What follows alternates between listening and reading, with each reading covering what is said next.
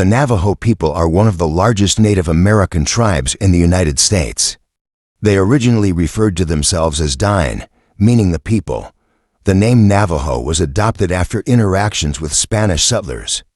It is a Spanish adaptation of the Tiwa Pueblo word Navajo, meaning farm fields in the valley. The Navajo language, which is a southern Athabascan language of the Nadine family, comprises two geographically based, mutually intelligible dialects. The Apache language is closely related to the Navajo language, as the Navajos and Apaches migrated from northwestern Canada and eastern Alaska to what is today the southwestern United States in the 5th–10th century. Some Navajos also speak Navajo Sign Language, and some use Plains Sign Talk. The importance of language to the Navajo people cannot be overstated, as it represents a key link to their cultural identity and heritage. Efforts to preserve and revitalize the Navajo language, especially among younger generations, continue to this day, with initiatives including language immersion programs, educational resources, and digital tools aimed at keeping the language alive for future generations. In their culture, the Navajo have a complex system of clans that defines relationships between individuals and families. The clan system includes a rule that people can only marry partners outside their own clans, which for this purpose includes the clans of their grandparents. This system has played an essential role in maintaining a tightly knit community while ensuring diverse genetic backgrounds. Relationships and social structures are determined through the clan affiliations of individuals, creating a strong sense of kinship and responsibility within the community. The clan system, consisting of over 50 distinct clans, creates intricate social networks that foster unity, mutual support, and shared responsibility. The cultural concept of Ke, which refers to the relationships and bonds among kin, underlines how respect, care, and support for one another are central values in Navajo society. This intricate clan system ensures that everyone has a place, a role, and is cared for within the larger community. Spirituality is central to Navajo culture. The Navajo believe in two classes of people, earth people and holy people. According to Navajo tradition, they pass through 3 worlds, the black world, the blue world, and the yellow world, before arriving in the 4th world, known as the glittering world. As earth people, the Navajo must do everything within their power to maintain harmony and balance between Mother Earth and humanity. The holy people instructed the Navajo to view the sacred mountains and rivers as the boundaries of their homeland, which they should never leave. The sacred mountains are Blanca Peak in Colorado, Mount Taylor in New Mexico, the San Francisco Peaks in Arizona, and Hesperus Mountain in Colorado. These mountains are viewed not only as geographical markers, but also as spiritual centers that embody the essence and strength of the Navajo people.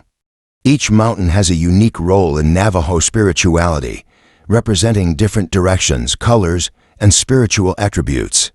Ceremonies and rituals are performed to honor these sacred sites and maintain balance, as the Navajo believe that well-being is tied to the health of these sacred lands. Navajo spirituality also includes a rich collection of stories and myths that explain their origins, natural phenomena, and values. The ceremonies, such as the Blessing Way and Night Way, are vital aspects of their spiritual life, focusing on restoring balance, healing, and protection against evil forces. Archaeological and historical evidence suggests that the Athabascan ancestors of the Navajos and Apaches arrived in the southwest around 1400 AD. The earliest settlements of the Navajo were primarily in what is now New Mexico. Initially, they were hunter-gatherers, foraging off the land and hunting animals in the region. Over time, interactions with Pueblo tribes taught the Navajo how to farm and cultivate the land. Like many other Native American tribes, they relied on the 3 sisters corn, beans, and squash as the main staples of their diet. These nutrient-rich crops allowed them to prepare a variety of dishes and sustain their community. Agricultural practices learned from Pueblo neighbors were not only essential for sustenance, but also became culturally ingrained into Navajo life. The Navajo people enhanced their farming techniques with irrigation methods, ensuring a stable food supply even during times of drought.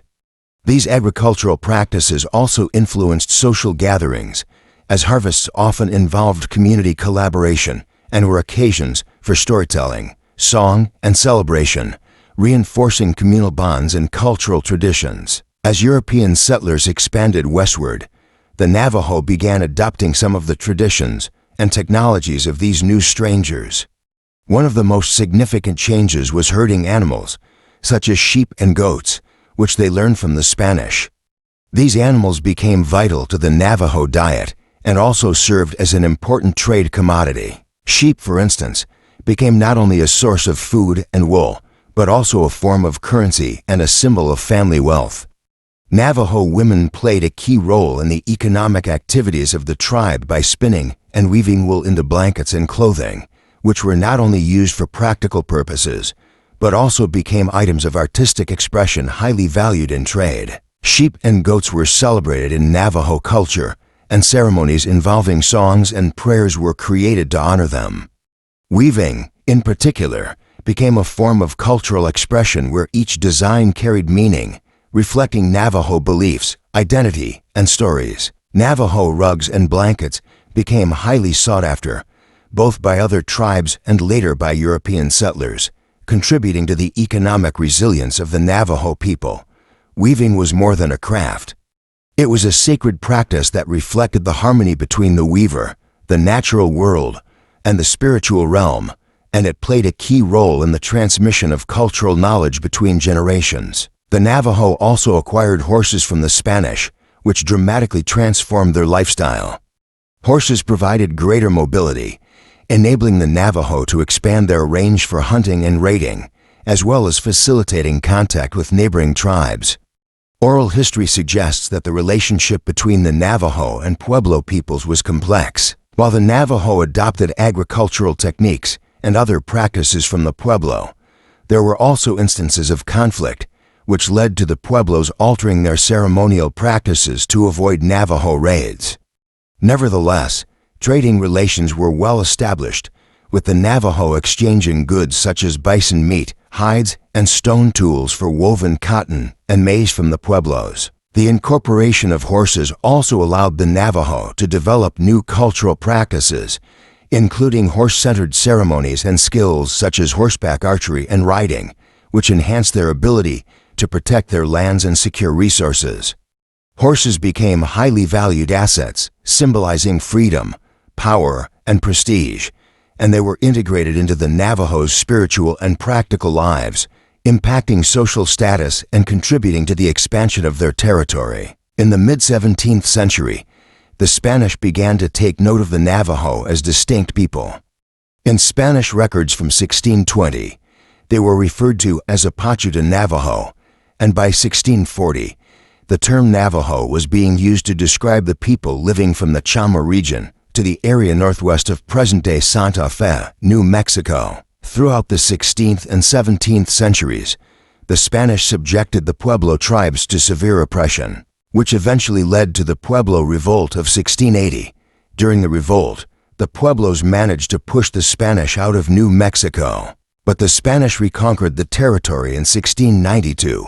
Many Pueblo people fled to join the Navajo, seeking refuge from the oppressive Spanish colonial rule. The Pueblo Revolt is often seen as a significant event not only for the Pueblos, but also for the Navajo, as it highlighted the deep tensions and resistance to Spanish colonial efforts.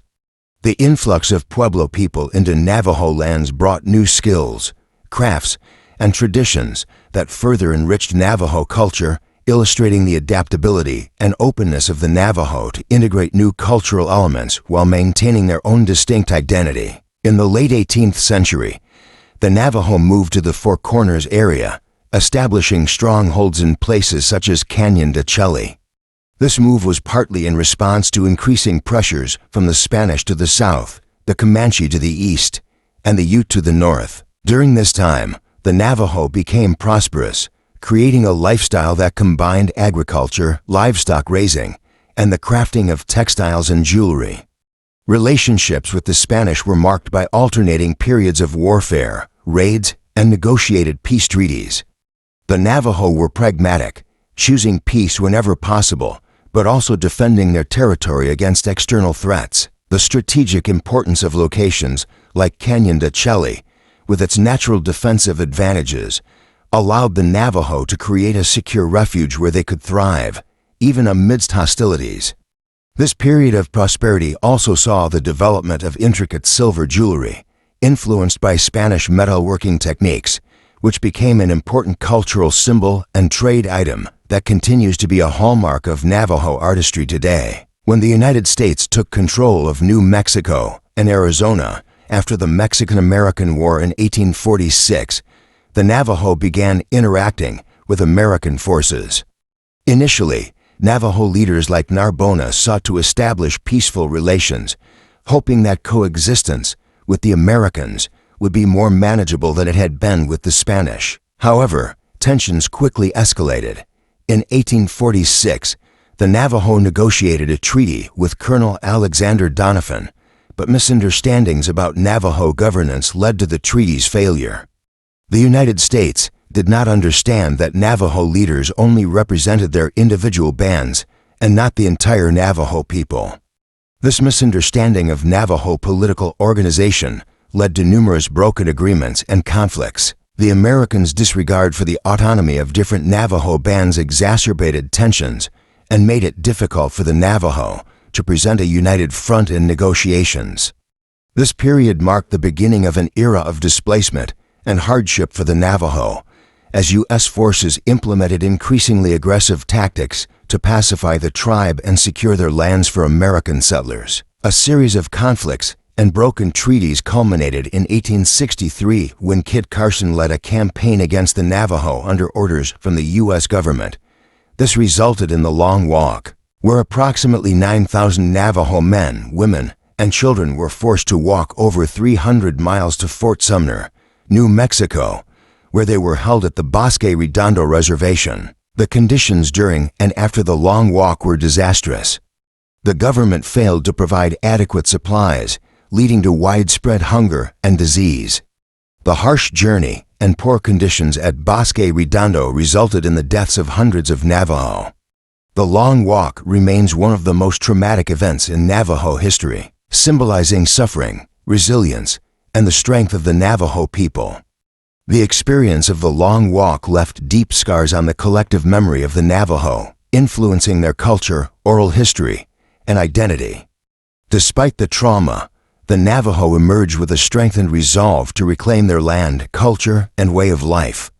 Their resilience in the face of such adversity is commemorated annually and serves as a reminder of their capacity to endure and overcome challenges. In 1868, the Navajo negotiated a treaty with the U.S. government that allowed them to return to a portion of their homeland.